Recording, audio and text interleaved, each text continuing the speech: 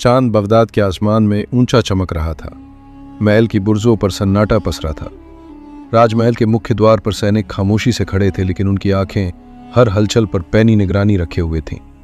उसी सन्नाटे को चीरता हुआ एक घोड़ा धीरे धीरे महल के संगमरमरी आंगन से होकर गुजरता है। घोड़े की पीठ पर बैठा शख्स कोई और नहीं बल्कि बगदाद का राजा था, साद बिन हारून।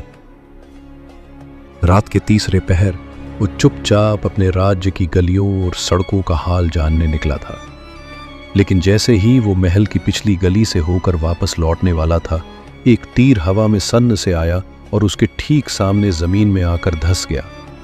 राजा घोड़े से कूद पड़ा। उसकी आंखों में चौंकाहट नहीं बल्कि सवाल थे। कौन है वहां? उसने आवाज दी, तलवार खींचते हुए। एक साया एक छत से उछलकर सामने आ गया, काले कपड़े, चेहरा ढंका हुआ।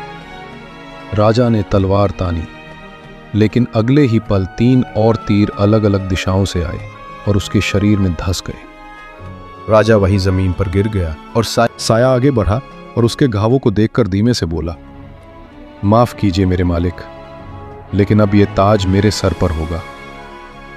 वो कोई और नहीं बल्कि राजा का वजीर इफ्तिखार था। कुछ साल पहले जब राजा साद बिन हारून ने पहली बार बगदाद की गद्दी संभाली थी, उस वक्त उसका सबसे करीबी, सबसे वफादार सलाहकार था इफ्तिखार, एक अंग्रेज जो बगदाद की सेवा में था। विद्वान, रणनीतिकार और बहुत होशियार। राजा उस पर अंधा विश्वास करता था। इफ्तिखार, मैं चाहता हूं कि इस राज्य में कोई भूखा ना सोए। तुम योजनाएं बनाओ, मैं आदेश पर दस्तखत कर दूंगा। हुजूर, आपके जैसे राजा को खुदा ने बहुत कम ही बनाया है। आपकी छाया बगदाद पर हमेशा बनी रहे। लेकिन इफ्तिखार के दिल में कुछ और ही चल रहा था। उसके मन में था, ताज उस पर होना चाहिए जो सबसे ज्यादा बुद्धिमान हो, सिर्फ किसी खानदानी राजा पर नहीं। और वहीं से शुरू हुआ उसके धोखे का सफर। कुछ ही महीनों में इफ्तिकार ने पूरे बगदाद की योजनाओं को अपने हाथ में ले लिया था। हर योजना, हर फैसला, हर नया कानून, सब उसके दस्तखत से निकलता था। राजा साद बिन हारून अब भी सिंहासन पर था, लेकिन धीरे धीरे बगदाद की नब्ज इफ्तिकार के हाथों में आ चुकी थी। राजा अक्सर कहता, इफ्तिखार, तुम हो इस तख्त का दिमाग, मैं तो बस एक आवाज हूं। और इफ्तिखार हर बार झुक के कहता, हुजूर, वो आवाज ही इमारत को वजूद देती है। लेकिन इफ्तिखार के चेहरे पे जो मुस्कान होती, वो अब सिर्फ शाही तमीज की परछाई थी। उसकी आंखों में वफादारी नहीं, एक गहरी भूख झलकती थी, सत्ता की भूख। रात के वक्त वो अपने कक्ष में अकेला बैठा रहता। सामने फैला होता एक विस्तृत नक्शा, बगदाद के हर जिले, हर व्यापारिक केंद्र, हर सैन्य चौकी का विवरण।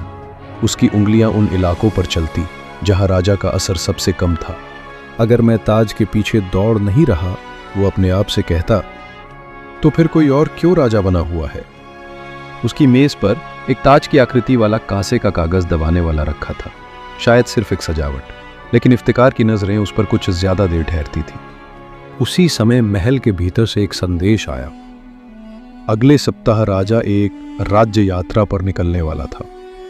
वो खुद जनता के हालात देखने और अनाज वितरण की योजनाओं का जायजा लेने जाना चाहता था। इफ्तिखार ने मुस्कुराकर संदेश पढ़ा, लेकिन वो मुस्कान किसी और को दिखाने के लिए नहीं थी। शायद यही सही समय है, उसने धीमे से बुदबुदाया। उस रात बगदाद के अंधेरे में किसी ने 3 नकाबपोश घुड़सवारों को महल के पिछले दरवाजे से निकलते देखा। राजा की राजयात्रा से एक दिन पहले इफ्तिखार ने अपने कक्ष की खिड़की से बाहर झांका। बगदाद की फिजा में एक अलग सी बेचैनी थी, जैसे दीवारें कुछ जानती हों लेकिन बोल ना पा रही हों। नीचे महल के प्रांगण में घोड़े तैयार किए जा रहे थे, सिपाही कवच पहन रहे थे और राजा की सवारी के लिए सुनहरे रथ पर चमकदार झंडियां लगाई जा रही थी। इफ्तिखार ने अब्दुल को इशारा किया, संदेश पहुंचा दो, तीसरे को अभी मत चलने दो, जब वो दरिया पार करे तभी। अब्दुल ने बिना कुछ पूछे से झुका लिया और चला गया। फिर वजीर ने वही कांसे का ताज दबाने वाला उठाया और पहली बार उसे अपने रेशमी वस्त्रों की अंदरूनी जेब में रख लिया। अगली सुबह राजा साद बिन हारून अपने मुख्य द्वार पर खड़ा था, सादा नीला लबादा, सिर पर सफेद पगड़ी और चेहरा उम्मीद से चमकता हुआ। इफ्तिखार, देखो ना, ये वही गली है जहां मैं बच्चा था। अब मैं वहां अनाज बांटने जा रहा हूं, उसने मुस्कुराते हुए कहा। इफ्तिखार ने झुककर सलाम किया। हुजूर, यही वजह है कि लोग आपको बाप की तरह चाहते हैं। राजा ने हंसते हुए उसकी पीठ थपथपाई और कहा, राज्य उन्हीं का होता है जो इसे जान से ज्यादा चाहते हैं।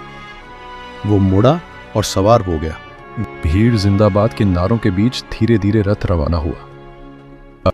महल के सबसे ऊपरी बुर्ज से खड़ा इफ्तिखार दूर जाती उस सवारी को देखता रहा जब तक वो आंखों से ओझल नहीं हो गई। फिर उसने बहुत धीमे से कहा, और अब राज्य उनका होगा जो इसे जीतना जानता है। उसके चेहरे पर कोई मुस्कान नहीं थी, बस एक निर्णय की परछाई थी। अगर आपको ये कहानी पसंद आई तो इस वीडियो को लाइक करें और चैनल को सब्सक्राइब करें।